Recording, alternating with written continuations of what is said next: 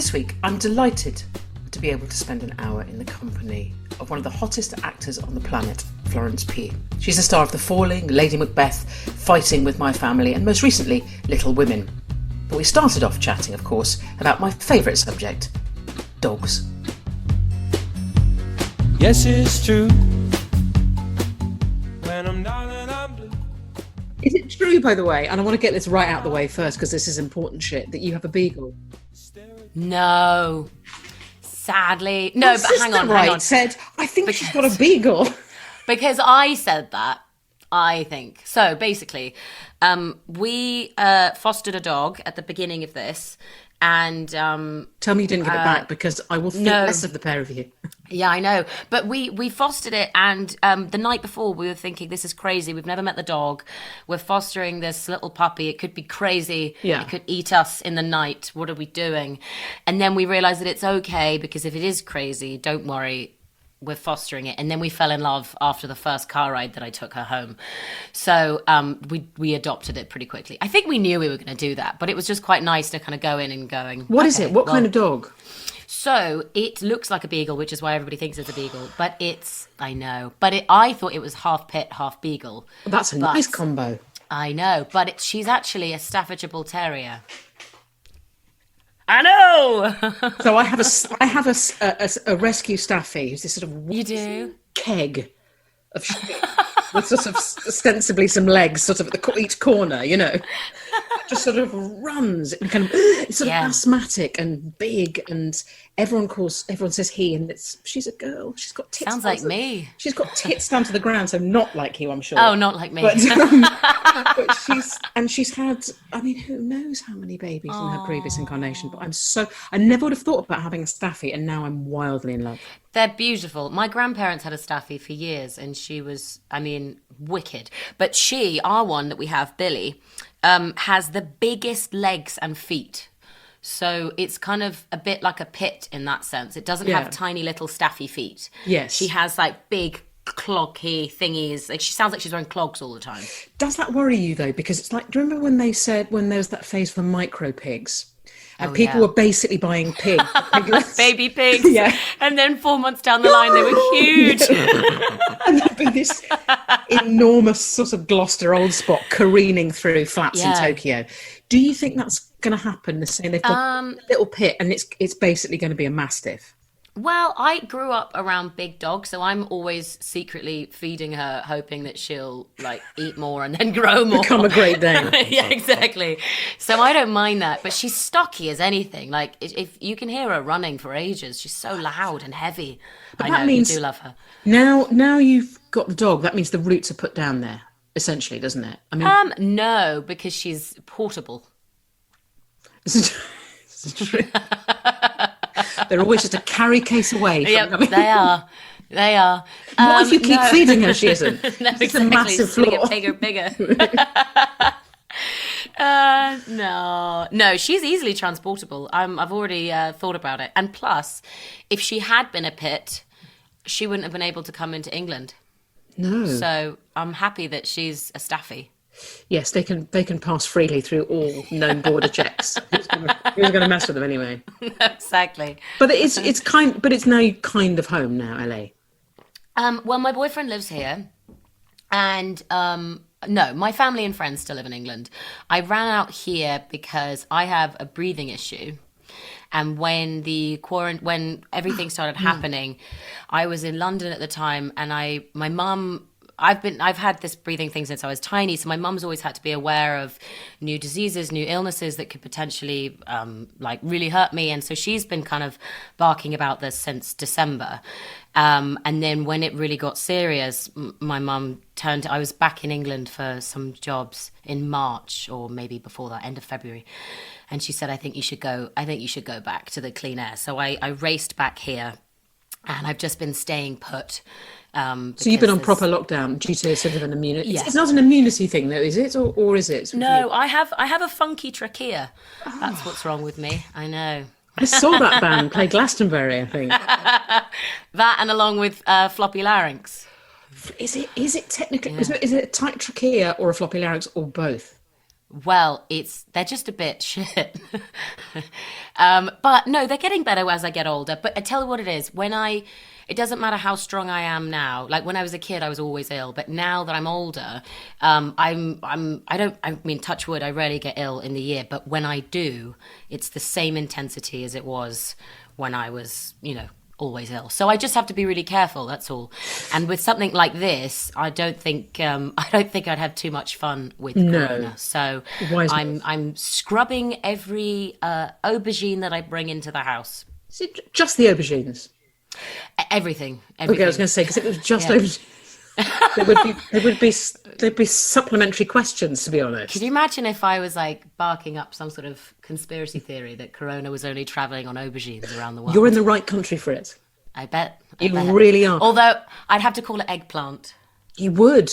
How are you good with all that kind of sort of zucchini and arugula? Can you do it? I can't do it, and I refuse to do it. What, changing of the language? Yeah. No way. It's rocket, right? It's rocket. Which makes me a prick in every language. It does, actually. It's rocket, it's pavement, it's aluminium, it's nappies. It's cling film, it's nappies, it's plaster, not band-aids. And a fanny is a fanny. It's not a... I know. It's not a bum. Jesus. I'm not putting that pack in my fanny. You no. Just get to fuck, as the Glaswegians would manage to say. Do you think, is it a leap then, bearing in mind you have a diminutive windpipe and a floppy nose? Yeah. Was it inevitable then you'd go into a sort of compensatory performance sort of line of work, do you think? The fact that it's felt so, that your throat, your voice, your mechanism for speech has felt compromised, that you would then triumph? Or is that too maybe. On the nose? I mean, sure, you can say that. I mean, that makes it sound very, very fancy. I like that, though. Gives it a better psychological arc. It does. No, I think I've always been loud. My whole family's always been loud. My parents are very big people. I don't think it was odd that all of us wanted to do this. But I do think you can hear it in my acting, certainly when I cry and certainly when I shout. That kind of grate that you can hear when I laugh is my breathing tubes going. But it's great because it sounds like extra grit. It sounds like there's you can take it, to coin the Spinal Tap measurement, the new metric, you can take it to 11, which somebody with a less floppy larynx just probably wouldn't be able to do. I know, I was a bit worried about this because when I was about 12... I was always going in to go and get tests and seeing what I could get done and all of that. And I remember hearing that they had done the first trachea transplant and how maybe by the time that I'm 25, it might be an option that I should look into. And I remember thinking, but if I get that, will I have a different voice? You're right, love. Or it'd be so much higher because it would be fresh and juicy. Yes. Oh no, but that's saying I'd be like this. But that's saying you might get a child's larynx. But what if you had like an elder person's larynx? Oh, I mean, I don't know. I don't know anything about larynx. I'm not even going to get into it. I mean, do you think the voice box would go over with it as well? This is why we need somebody with a medical degree, because this is why we are discussing this. Throat. It's basically, and they could remake it. Get Nicolas Cage back, get Travolta back, and it's exactly same face. I love that film. It's so underrated. But it was a guilty pleasure. I don't think it was a. There's no guilt. No guilt whatsoever. It's for me. It's always about, and Nicolas Cage does it in The Rock as well. It's a shameless scene chewing and scene stealing, but it's also that weird thing that John Travolta does on that woman's face. Yes, he sort of runs. For those who haven't seen it, he runs his. I mean, someone like raking her face.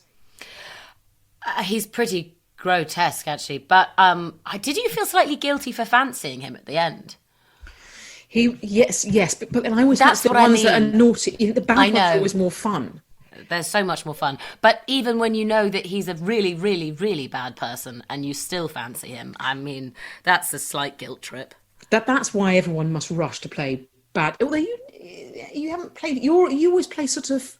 I play always bad people. No, I don't see them as bad people. I know you don't. That's because you like naughty people. Yes, and because I'm already compromised myself, and it makes me wrong. But I mean, I was trying to think about There are sort of threads, though. I mean, ostensibly, you know, Charmaine is not much of a thread to Cordelia or to Paige or to, you know, or to your Black Widow character, I suspect. And yet, and Amy, but they are all both trapped within a system. There's a feeling of expectation on them to do a certain thing, but also managing to not only exceed or subvert those expectations, they sort of come out on top.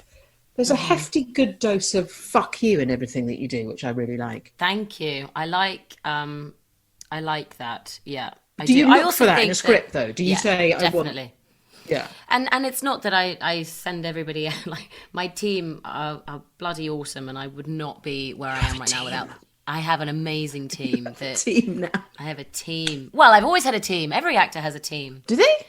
Yeah, they just don't really talk about it that much. I love the fact you're open about your team. Okay, so your team. Yeah, my team, my agents, the people that love me and like want to work with me. Obviously, everybody has an agent, maybe in America or in England or both, or a manager, and they've been just a part of finding cool material as much as I mean, probably more so than I have. So, I definitely have an amazing group of very talented voices bringing interesting scripts to me. So what would be your overriding brief then? You say, because presumably they act as like a sort of basking shark. They're sort of filtering. There'll be a lot of stuff that gets stuck in their teeth that they won't necessarily want to pass on. Yeah, and also I think my peeps are very interested in finding quirky little weird things, not necessarily always the big da-da-da-da stuff. And so the Beethoven biopic. everybody got that when everybody understood what I was talking about just then. And so things like, you know, Lady Macbeth when I was 19 was just like I think going on from that in my career was really awesome to have that at the beginning, because that is exactly what I want to be doing. And so she's certainly naughty. They find love sort of characters. They find liberation in being trapped. Actually, they're sort of which is really a sort of odd but brilliant thing to have to play, I imagine. And from Lady Macbeth, you go into the Marvel universe. Well, quite some years later. 5 years later. Yeah. And people who are sniffy about Marvel, I don't get. Because they're brilliant popcorn eating films that make you feel every second of the way. All I want to do is watch things like Captain America Winter Soldier on a loop. Cry and eat, and then cry about how much I've eaten, and then cry again, and then laugh, and then work out. And then, you know, I might glance at one of those workout videos where they say, you have the body of Black Widow, and cry a bit more. I always then imagine myself. So I really shouldn't, but whenever I've watched a massive superhero film, I mean, Star Wars even counts as well, I will then do a shopping spree of like awesome workout gear that will never look good on me. But because I've now been like watching all of these amazing able bodies flying around the screen, I'm then like, that's it. I'm going to be one of them in the gym. I remember watching, I can't remember which Daniel Craig Bond it was the opening of, but it was, I think, probably the second, maybe Quantum of Solace or something. It's a parkour sequence. Oh, yes. All I wanted to do was parkour. I can't even jump up to answer the door without the real genuine risk of my pelvic floor collapsing. So the idea that I'm going to be sort of... And I once for work, I ended up having a lesson. Yeah. And this very intense Frenchman said, just imagine that the wall is not there. So I just ran towards the wall and then into the wall and nearly broke both of my knees. So it was like, that doesn't work, mate. But in my head, I'm like, it's so much fun.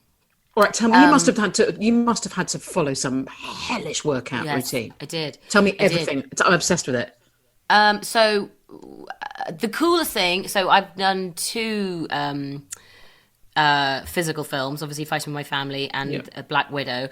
And the coolest thing about both of them is at no point were either of them worried about how good I looked. It was just about how strong can you be, especially with Fighting with My Family. It was like how you've got to be able to carry bodies. That's literally what wrestling is. Yep. And then obviously with Marvel, it was the coolest thing about our film was that it was it was all orientated on land, so they could do all these epic, amazing fight sequences, and they didn't have to worry about gravity, I suppose. So all of the stunt guys were like, yeah, we can basically have like a Bourne Identity film, but 2 women, which was awesome. So cool. So the moment I got the job, I was in the warehouse just kind of hanging out. In the warehouse?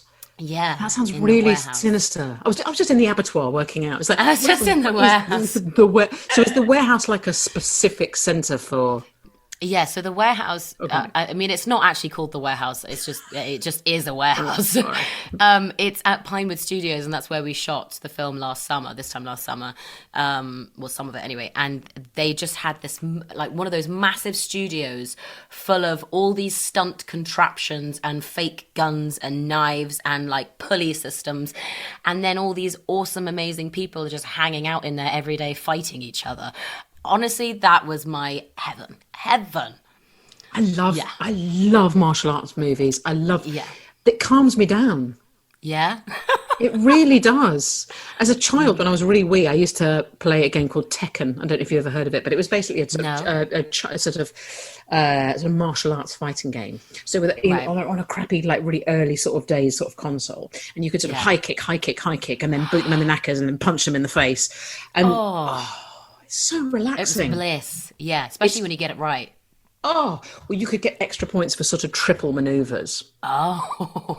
And each character would have like a thing. And it's so never-endingly old school what I'm describing. And it was all about, there was only about sort of 7 pixels to the screen. You know, it was really, early. But did it take a while for the leg to get up in the air? Would it be like bloop, bloop, bloop, bloop, bloop? like the old sort of tennis like game. It kind of moved really slowly. The same speed as my real leg actually would complete that maneuver. Yeah, a roundhouse kick, you'd have to refresh it about 3 times. Yeah. Turn it off, turn it on, turn it off, turn it on, turn it off, turn it on. I used to, and I sort of grew up watching Jackie Chan and then Van Damme. When I graduated, me and my mate Nick, we used to just sit and watch. All we did was watch Van Damme, and you'd wait for that moment. I mean, I couldn't tell you any of the plots, but you'd wait for the moment when he just. I remember there's one incredible one where basically someone floods his house and then puts an electrical current through the water, and he basically does box splits on a kitchen unit. So exciting. I think that's also why I liked. When I was a kid, I loved watching the Drew Barrymore Charlie's Angels. Partly because they did totally random fighting in the most like unexpected times. And I just always thought that was hilarious because I just breaking out into a kick when it really only needed a conversation was the best part of the film. Yeah, there's a lot of that in there. It's like, I'd love to discuss the niceties of this situation, but then just need to sort of rabbit punch you in the kidneys. And then Cameron Diaz just like a pah! When she could have just asked. But I think probably at the time it was so new that women were expressing themselves physically on screen in that way. And so they were probably just having the time of their lives. Well, they look like it. They look like they're having a ball every single film. I mean, how much, in terms of like the way they schedule the day in the warehouse, it's like... Is it like optional, or is it like, right, you need to turn up at 9 and then we're going to do body conditioning, then weights, then we're going to do a bit of Wing Chun? How does it work? So I have my own trainer. I've had him since fighting with my family. He's called James Shields. So he kind of sorted me out fitness-wise. And then whenever I would go to the warehouse, I would just be around all of these amazing stunt legends and also just like amazing fighters. And I mean, I'm sure if I really wanted to, I wouldn't have to go. But for me, I love that stuff. Also, it's my first Marvel film. I kind of want to get in it. And my whole character is about being an amazing fighter. So to me, it was like a no-brainer that I would spend as much time with these people as possible. But yeah, from morning, it would be like from 9 until... Well, if I do like kickboxing for 2 hours with this amazing guy called Troy. Of course he's called Troy. Yeah, if not Chad. Troy. Yeah. And he was in 300. He was one of the like mega muscle men that, did all the fighting. So he's amazing. And then I would do movement because funnily enough, even though you think you move well, no one moves well until you've had a stunt person look at you and say, what are you doing? Oh, I'm running. That's not running. I did a thing recently where we had to run away. Full stop. End of sentence. Yeah. We had to run. We and- did a thing recently. And me and my mate Melly, we had to run, and we were thinking, "Come on, old girl, come on, put your back into it." We thought, I thought in that moment that I was Trinity from The Matrix. And as we sort of huffed and puffed on the way back, we had the director going, "Yeah, we can speed that up in the edit." He was going to do the classic kind of Keystone Cops, basically make it go faster. So humiliating. Oh my God! But they didn't need to say that out loud. Do you know what? It's almost doesn't matter anymore to me. It's taken a long time for it to be water off this duck's back, but now I just laugh and just think they knew they weren't getting peak physicality. You know, it's a couple of chumbling old twats, but it was really very funny. But running on camera is so much harder than running by yourself. So much harder. I mean, I probably have run more on camera than off, if I'm honest. Oh, which I is see. probably So why you're a pro. Even then, maybe about 200 meters in total. But I just really, I love the idea of, having spent, decades being out in the cold. Suddenly you can get these, women who just pretty much only express themselves through the medium of really very intense martial arts. I wonder though, because you spent so much of the rest of your career in doing very nuanced, intense sort of character studies. How much of admittedly it'll be fun, but how much of a shift it is to then play a character that's probably still three-dimensional, but you don't have time for the shifts in gear because it's basically I've got to now kick you in the face. Well, I think I think that was always my. I think everybody's a bit worried about what these big films are actually going to ask of you.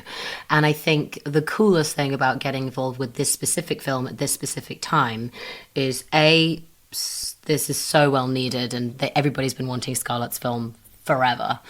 And Kate Shortland, the director, is incredible. And she makes incredibly deep, thoughtful, nuanced films. And so when she came on board with this film, I think her job was kind of going in and making sure that we did have all of those moments between these two sisters and between the whole family, to be honest. And I'd say, I mean, something that Scarlett said very early on like one of our first press days, she says it feels like Kate Shortland is directing a Marvel movie. And actually, if I thought about that sentence, it was so true. It didn't feel like a specific loud bang explosion Marvel movie. It felt like there was a real heart and story behind it, as well as all of the fighting. So don't worry, you will be pleased. Pleased. But no, it was great. It was really I didn't feel there were so many moments in that film, other than obviously the amazing big getaway scenes that happen in every Marvel film. It didn't really feel like that at all. There were so many massive moments for all of our characters that really needed to be placed perfectly, and Kate was the perfect lady to do that. It's great then that still there can be those arcs of development, even though essentially people have come for, shits and deals and smash ups.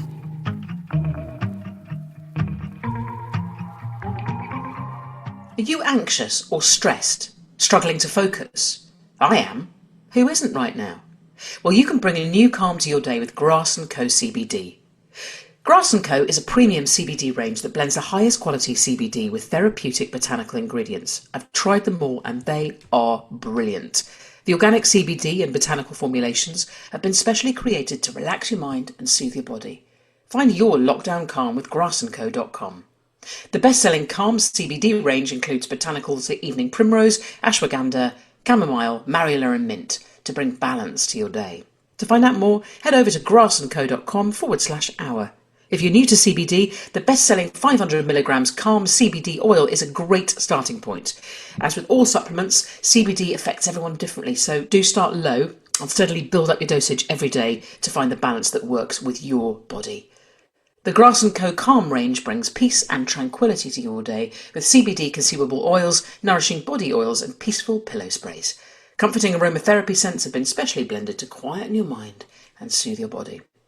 The Grass & Co. Complete range delivers exactly what you need when you need it.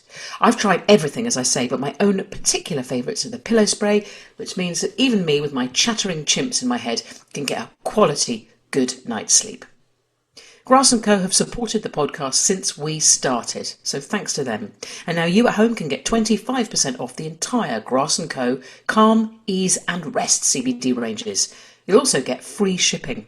It's wonderful stuff. Just head over to www.grassandco.com/hour and use the discount code HOUR at the checkout. That's HOUR in caps. Grass & Co. Life enhanced by nature.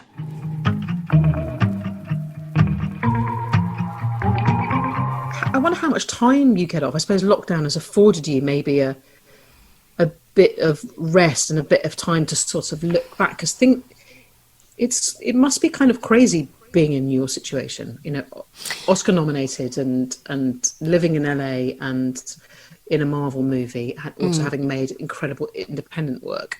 Do you have time to reflect on all that? So you mentioned something that I've been I know the world is so ill in many ways right now, but yeah, this time has afforded me some peace, which I don't think it wouldn't have happened if this hadn't happened. And so I really tried to try and see some positives in all of this and read as much as I can and just, I suppose, reflect as well. I've always told myself that I'm going to have a big portion of time off, but I love being busy and I love working, and I'm always the person that, even though I said I'll have 2 months off, if a script called Midsummer comes in and I get to kill my boyfriend, oh my God, I'll do it. So that's me. And so it's been kind of perfect that no one needs anyone right now, and everybody gets to have their own moment to themselves. And I certainly wouldn't have had that if the world had carried on going. So yeah, I'm reflecting. And also, it's been, before all of this, it was a fucking huge year. 2020, by the time that it got to February, so much had already happened. It was crazy.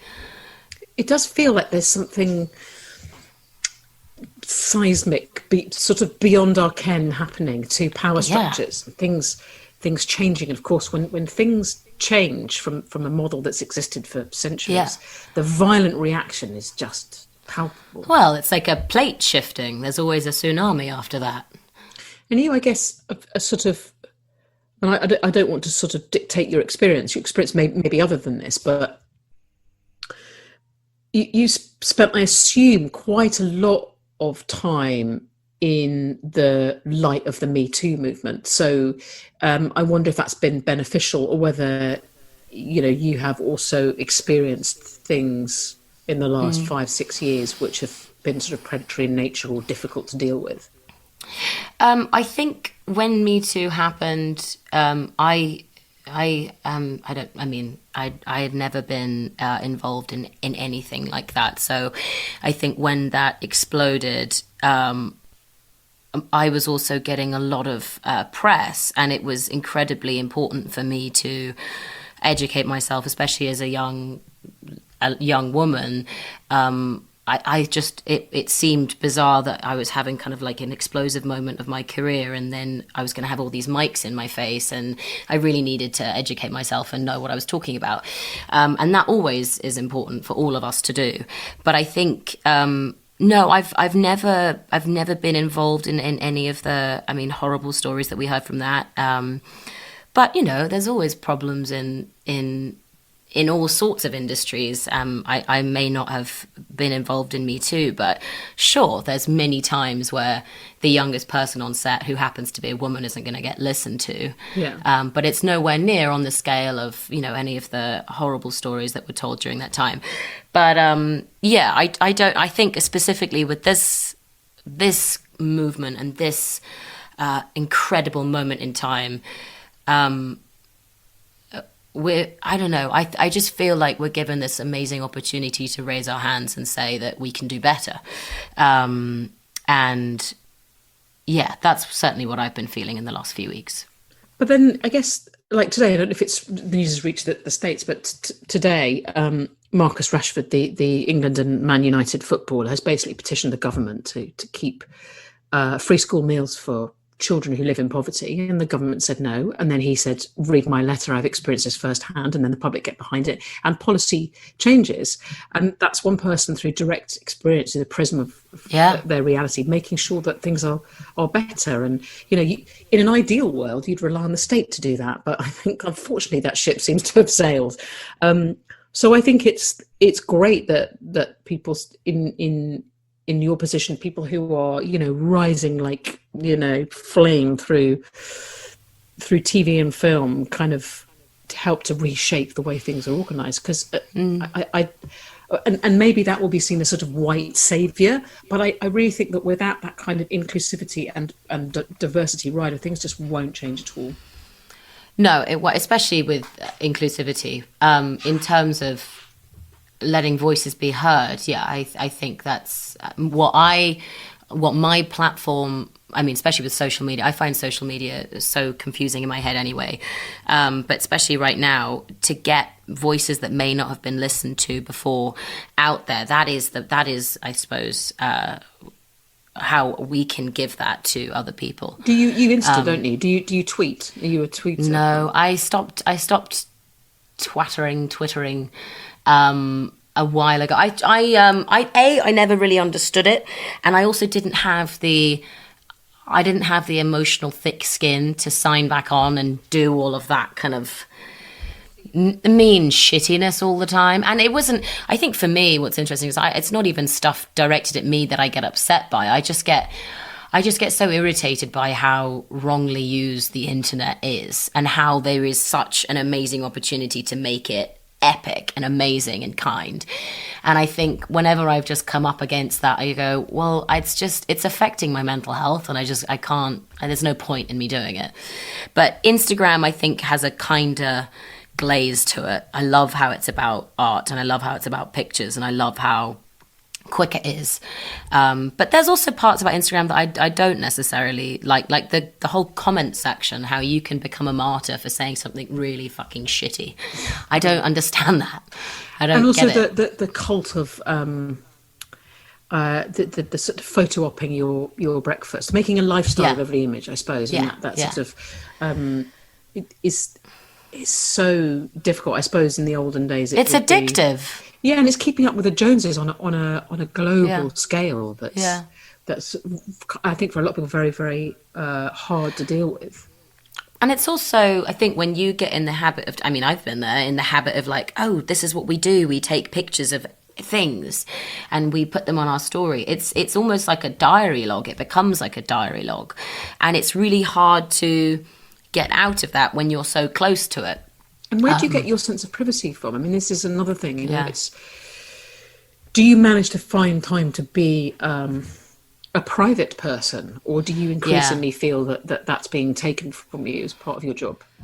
No, I have a private life as well. I have a private life. I've never really taken Instagram too seriously anyway. I'm always keen on showing how many spots I have and how many rolls I have when I dance. Like, that's just me. You need to get to the warehouse. I need to get to the warehouse right now with Troy. The warehouse would not know what to deal with me. If I got into some gym wear, the warehouse, the whole place would just, the walls would just peel outwards. There's no degree of personal trainer that would be able to. There's no dumbbell in the world that could reduce that, I don't think. Oh, you're being so mean to yourself. Yeah, but I quite like it. It keeps me in check. You like me? Yeah. Keeps me in check. It's like my internal mother. So what do you do? What's after the Marvel Magistry, the Black Widow? What's after? So I'm actually, I mean, depending on what's happening this year and whether productions are going back together, going back to work, sorry. I'm hopefully doing Olivia Wilde's next film in the fall, which I'm very excited about. It's called Don't Worry, Darling. And I mean, I just love Olivia Wilde, and every single member of the cast in that is incredible. You can't say who they are, or can you? No, I can. It's already out. It's out and about. So there's, Shia LaBeouf, Chris Pine. We have Dakota Johnson. So it's done. It's just not out yet. We haven't filmed it yet. Oh, you haven't filmed it? No. So when were you supposed to? When were you supposed to do it? We were supposed to do it June. Okay. But obviously, I mean, they knew that wasn't going to happen. So I think it's going to happen in autumn now. I'm very excited. Do you anticipate that the script will be changed? So all those sort of more intimate scenes, if there are any, will just be This is what I was away. thinking. Yeah, but I wonder how they're going to. I don't know. I think no production has gone back yet and been the guinea pig. So, I mean, it could all be subject to change. I don't want to be. I can't be that. No, you don't want to be the guinea pig. You don't want to be the first film out the doors that's half sort of filmed on Zoom, and then the rest of it's just two people in the room with sort of fake kissing, where they've just cheated the perspective. So much green screen. Yeah. It's a bit like, you know, when Emilia Clarke had those pictures with the green dragon from Game of Thrones. Yeah. If they did a version of that. No, that does worry me that's where we're headed. If this terrible thing is with us, we'll only be able to tell stories about two people in the same social bubble. With a green screen dragon. I sort of wonder, like, the longer we're out of it, I wonder what it will do to intimacy and to writing and stories and creating. And sometimes I think, God, if this carried on forever, then the next generation of children would be born without, in a world where nobody touched each other really, or where it was not customary to greet people in the street with hugging. And this, how long does it take before a society completely is divorced from the tactile? That's how I spend my days. Just wondering about shit like that. Wondering, sitting there wondering, even if no one's on Zoom with you. Yeah. I've been wondering as well, like, towards the middle of this pandemic, I got incredibly bad anxiety, and I'd never really suffered from anxiety before. And it made me think, well, how that people, kids especially, there must be some sort of I don't know, there must be some effect that's going to happen to everybody in the next coming months about this weird time right now. Yeah. I mean, are people really looking after their heads? I don't think they are. I don't think it's really a thing. But we've not been taught how to look after our heads. I know. We're not. The capitalist superstructure doesn't care about the heads. It cares about the industry and the application, and maybe that's why. I mean, I suffer intermittently extremely badly with anxiety. Right. And maybe that's why you had a bout of it, because actually you weren't doing. And suddenly all that stuff that's in that spider web of thoughts and feelings and stuff that's gone unchecked during busy times comes out. I don't know. But I think you can't turn on your television now without just being bombarded with terror. Yeah. Is it the same? Yeah. I mean, I never watch TV, like news TV, when I'm in the States, because I just find it so bewildering. Well, first of all, there isn't really a news outlet that just tells you the specific news. It's always so opinionated and so political. And I mean, even from both sides, you can't watch one news channel without someone shitting on someone. And it's just like, I just want to know the news. Yeah. Yes, the news, I mean, at the beginning, I watched it all day, every day, all night, blah, blah, blah, blah. And then obviously I felt like the world was going to burn and I was going to burn with it. So I stopped doing that. But yeah, it's still, there's always awful things. So I'm taking it in pieces.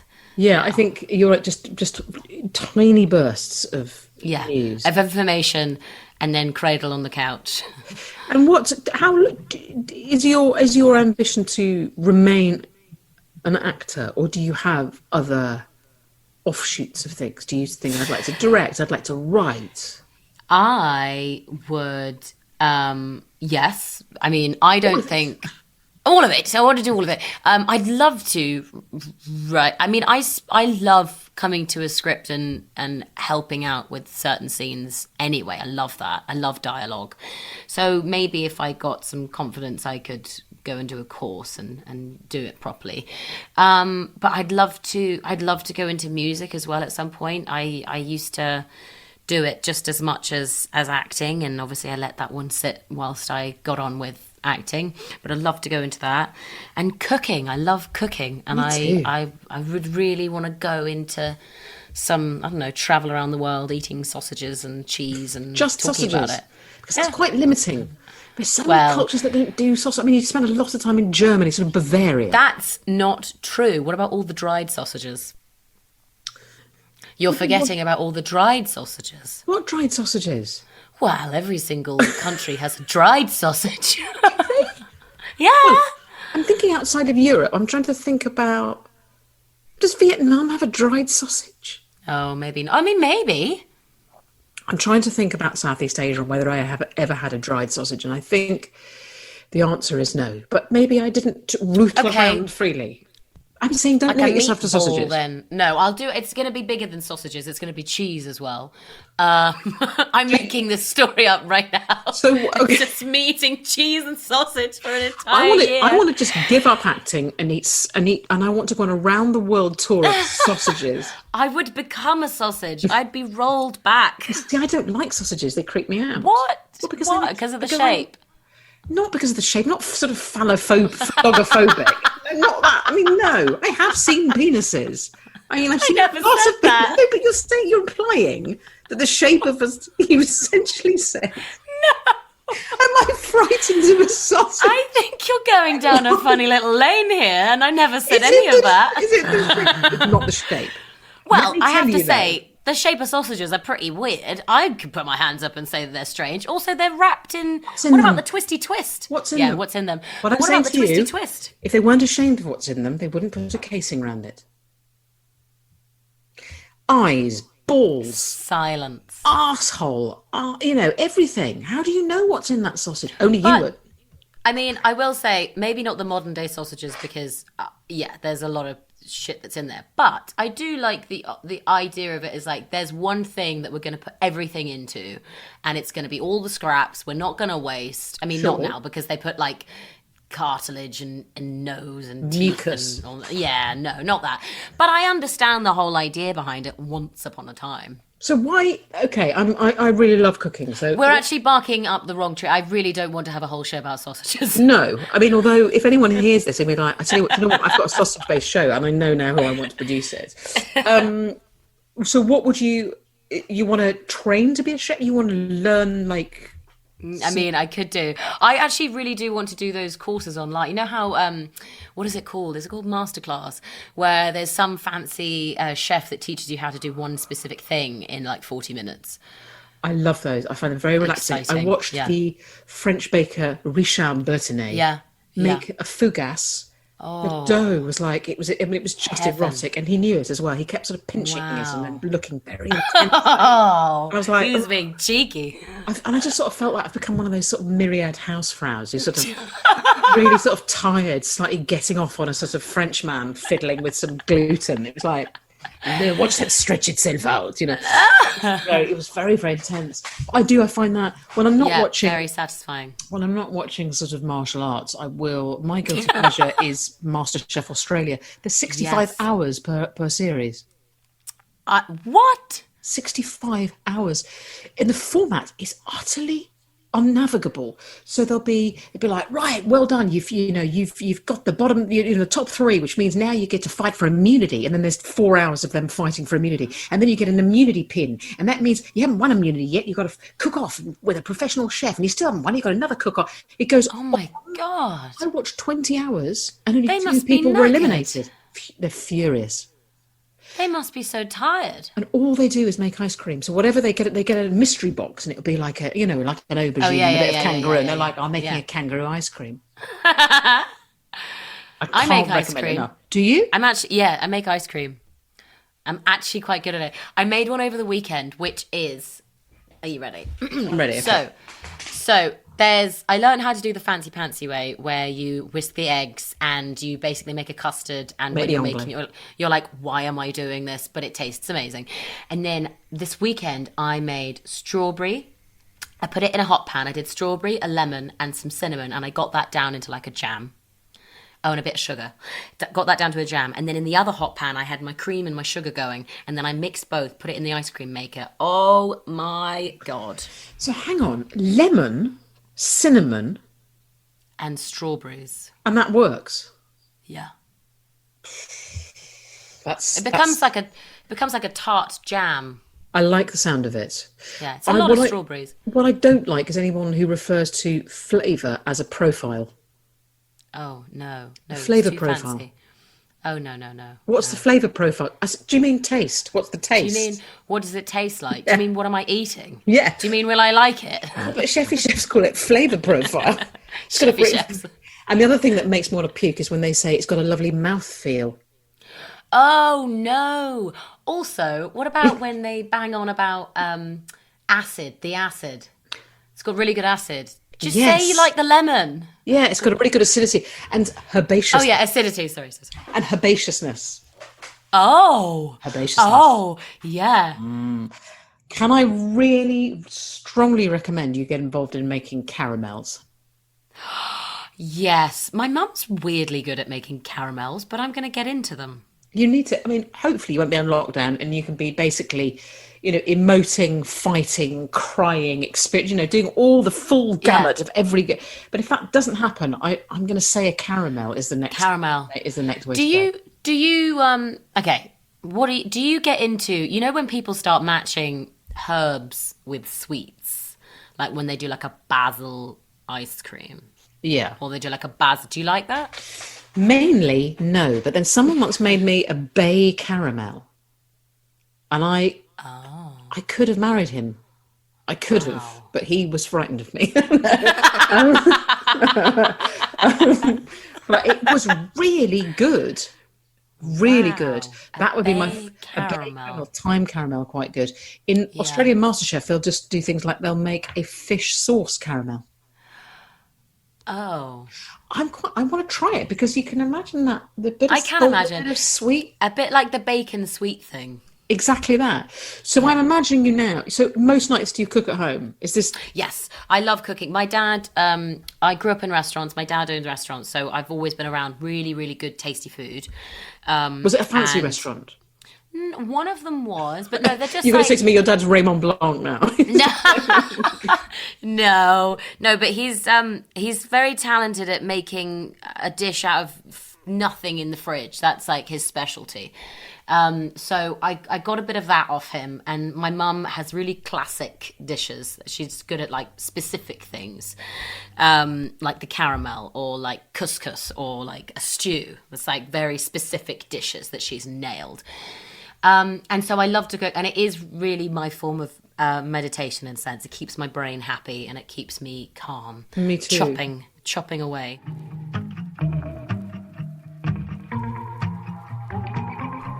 Every dog is unique, and that's why at Tails.com, every dog gets their own tasty recipe that's made just for them out of 1 million combinations, delivered to your door every month. Easy for you and perfect for your dog. Go to tails.com/Sue Perkins and tell them all about your dog for 75% off your first box. Tails.com is a brand new way to feed your dog. You tell them all about your dog and they make a tailor-made recipe to match your dog's tastes, fitness levels and health needs. From 1 million combinations, they create recipes which cater for chicken lovers, fish fanatics, sensitive stomachs and everything in between.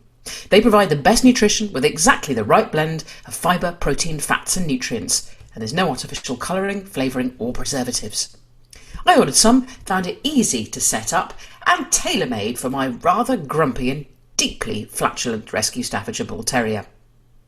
You'll receive one recipe for all your dog's health needs, whether it's sensitive digestion, I'm looking at you Tiggy, a healthier skin and coat or sore joints, and they make it easy to ensure your dog's at their ideal weight with their portion recommendations and handy scoop. With one delivery each and every month, you'll never run out of dog food again, and you can choose to pause or cancel if you want. Listeners of this podcast can now get 75% off your first box by visiting tails.com/Sue Perkins.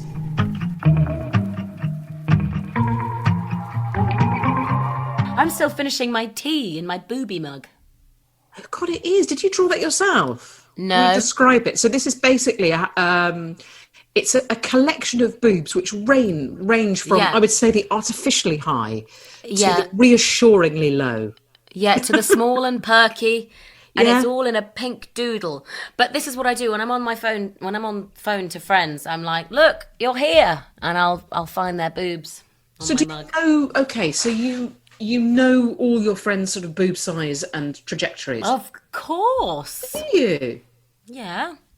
I don't know if I could. Is with that all weird? certainty Did do- I just admit something really No, I don't. embarrassing? No, I don't think it's that weird. I think Oh. probably up until about the age of 30, I probably could. After the age of Yeah. 30, nobody really wanted to sort of be that topless anymore. Oh, okay. So I kind of lost. I've probably got a Rolodex somewhere in my memory of what all the boobs look like. So I only have another 6 years of being able to spot my friend's boobs. Listen, I don't want to limit you. I would say if you can spend the rest of your life having a photographic boobs. recall. Yeah. So, but what do your friends feel then when you show the mug and then your fingers trace past the really super perky ones and then land on a slightly saggy dugged?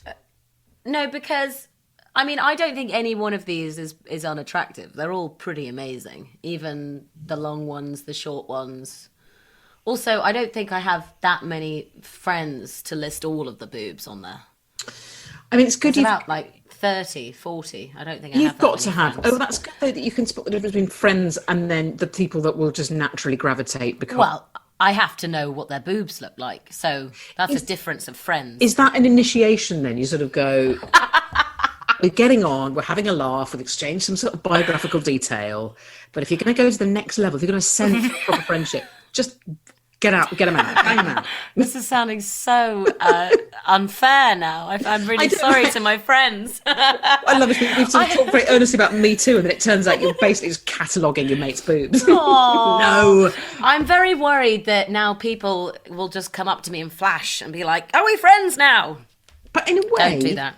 It's, well, maybe this is, you found the solution to the limitations of COVID. You know, we can't reach out and hug each other. We can't shake hands. But maybe we could, in a gesture of solidarity, just slowly raise the t-shirts. Yeah, show the nipples. Show the nipples. You I mean, it's harder for you. I mean, I because I suppose it's for you. You will get objectified whether you want whether you want that or not. So you can be completely open and be body confident, but there are always going to be people that are going to have that prescriptive kind of red carpet bullshit attitude. But even in terms of like nude scenes, I think for me, the reason why I was so keen and so happy on from the moment my career started was doing those kind of scenes was that I didn't particularly feel like I had the go-to perfect aesthetic female body. What is and then that, I realized though? but I'm talking about from like a 16-year-old's perspective. I was like, oh, I don't have anyone that represents me or represents my jiggles or my thighs. And so when I had that in my head, I was like, oh, wicked, okay, I can kind of be that version then. And so when that happened, there's always been shit about people talking about parts of my body or what they think it should look like. Or, I mean, I even had a critic talk about my performance whilst discussing the size of my thighs, and that was just like, yeah, which, I mean, those things should never go hand in hand. You shouldn't be critiquing One of those things should a never film. be in a review.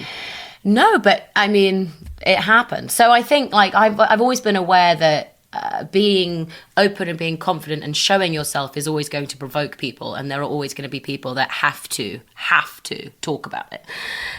So I'm very aware that that's a thing, and red carpet bullshit is always going to happen. But thankfully, I've always managed to have, I suppose, some version of thick skin about it. Yeah, I mean, it's saying that you don't do Twitter because you don't have the requisite thick skin, but I used to stand at those events and just to be basically devoured by flashbulbs and Totally. I know, and the thing that I can't stand, it makes me very, very uncomfortable, is those sorts of things, you know, whether it's Oscars or BAFTAs or whatever, there's always somebody there interpreting somebody else's look. And what are you wearing? And then as soon as you've gone, just kind of having a little gossip about talking about it. How is that? How is that? Should that be part of our culture? And still.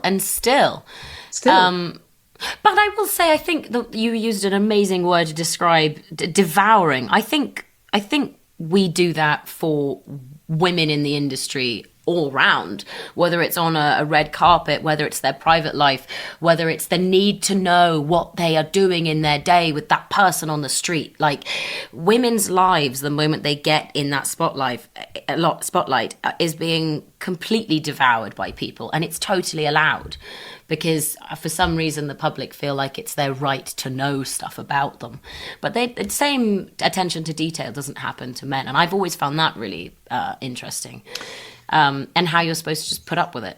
Yeah, I mean, Best and Worst Dressed just doesn't feature men, does it? The routine pillarization, if that's a word, of women is like, oh, they wore Givenchy, but it did look like this and that on them, whereas so-and-so was wearing Gucci. And I just think, is it just me, or is there just only a minimum shit to be given?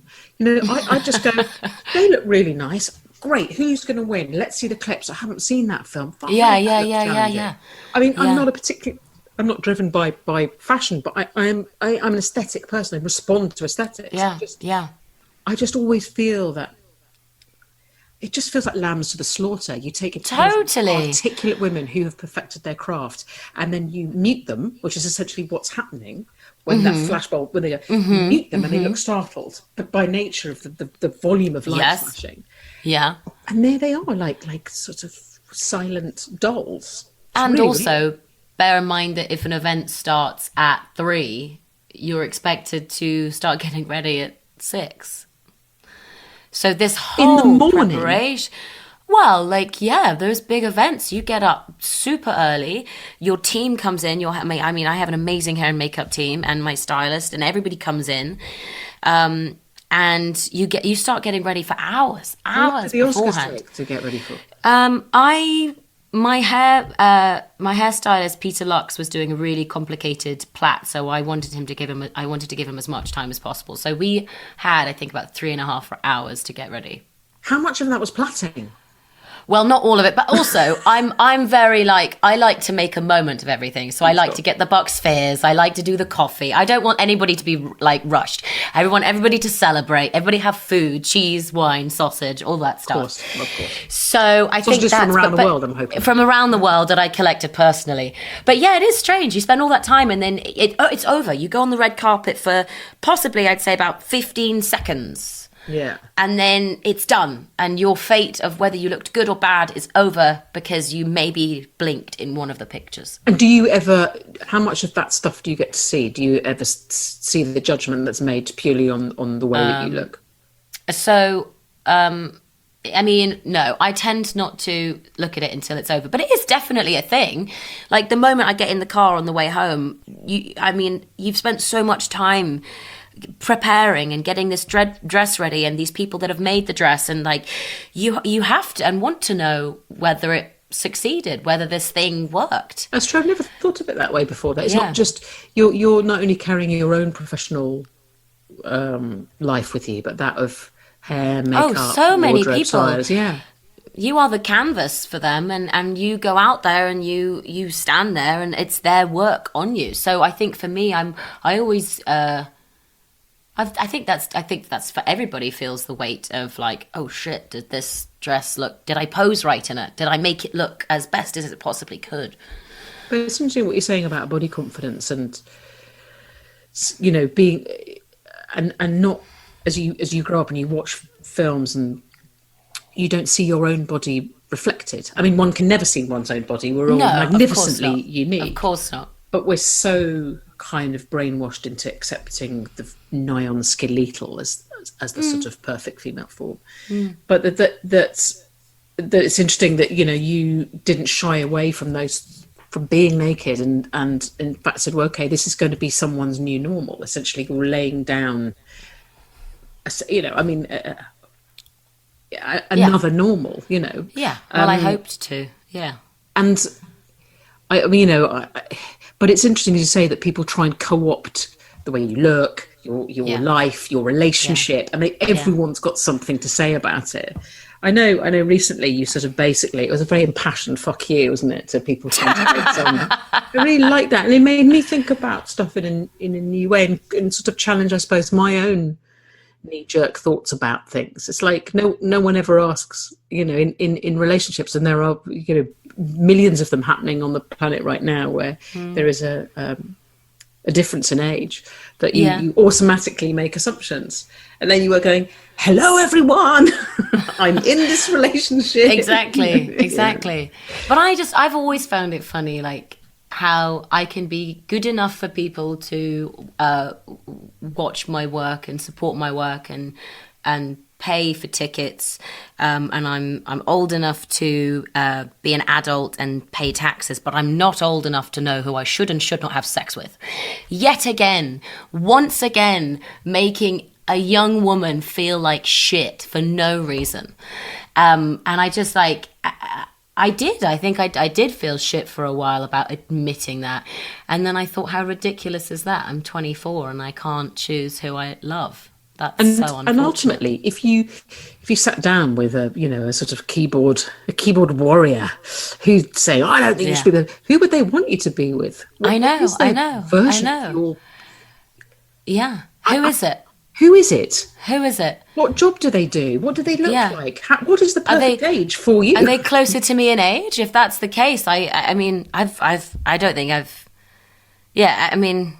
there's a reason why I'm not with someone my age. It's like, it hasn't worked. So who are you trying to match me up with? But the idea that I think it's part of the sort of curse of the actor, although it is, I hope, getting better, is that you spend your life being other people, that when you have the temerity to be yourself, people are going to want to try and bend and shift that out of shape. Yeah. They almost, it's like, no, you don't get to be real. You get to be just a manifestation like you are when you're in role. And I just found it a really great, like very like heart chakra kind of expression of freedom and individuality, and it just makes you of course, yes, of course, I've probably just seen a million things written about this, but I've never seen a woman say, hang on a second, no, I'm the unnamed character in this story that you're attempting to write about my life. I thought it was really cool, and I'm sorry it had to be so necessary. I know. And I think so boring. And I think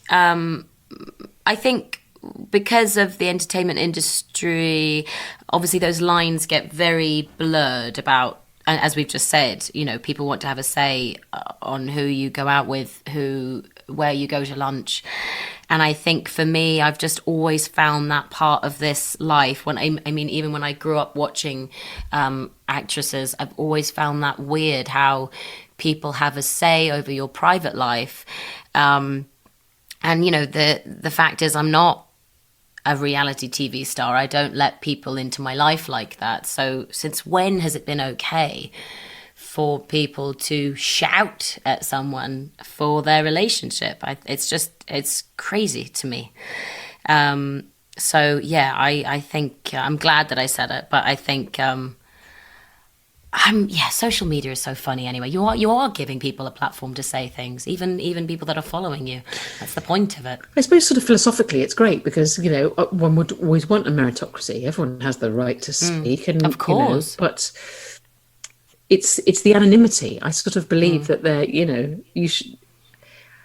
And when you question people, that's what I find with social media. And when you actually sort of challenge them, then they usually will just turn out to sort of apologise and be sweet. And sure. I do straight away. People are fundamentally decent.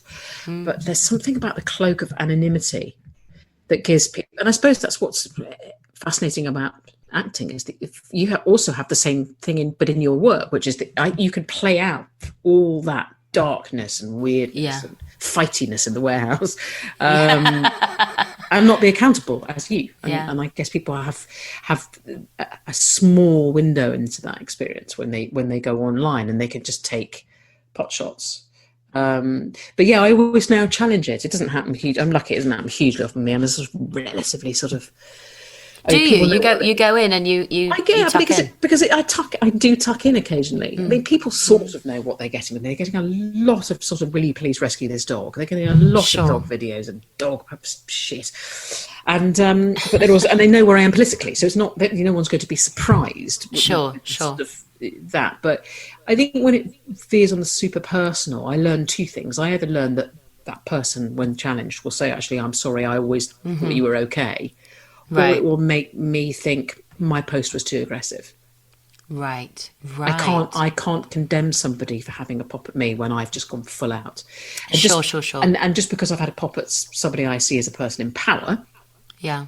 I shouldn't do it. And it is true. For all I'm annoyed by, the whole kind of people saying, "Oh, you should be kind."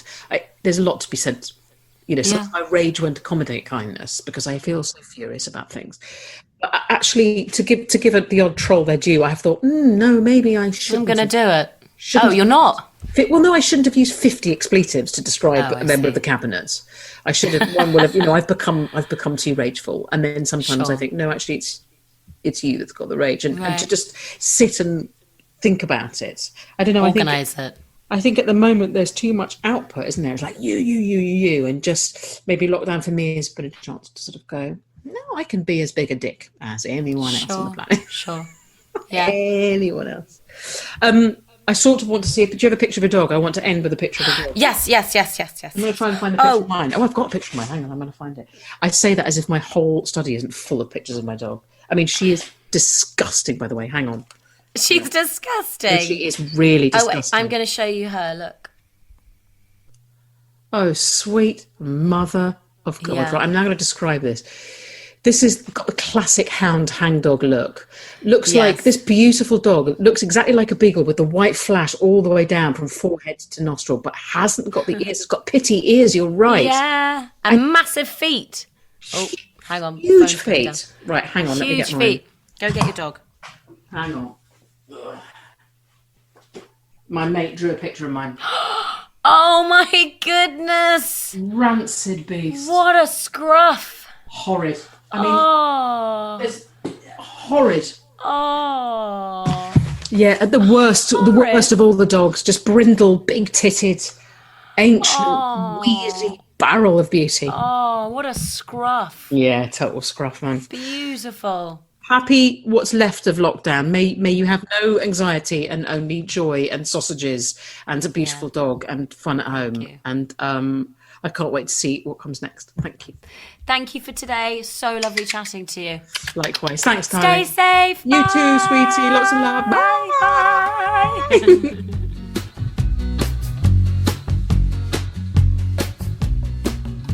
That was Now with Florence Pugh, and thanks for listening. Black Widow is expected to be released later this year. As always, the music in this episode is by Waiting for Smith. Check out his brilliant new single, Lines of Love, which is available on Spotify.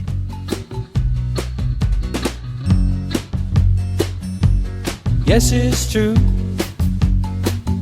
When I'm down and I'm blue, all I do is stare at the view. I'll be heading east to find my peace, where the desert feeds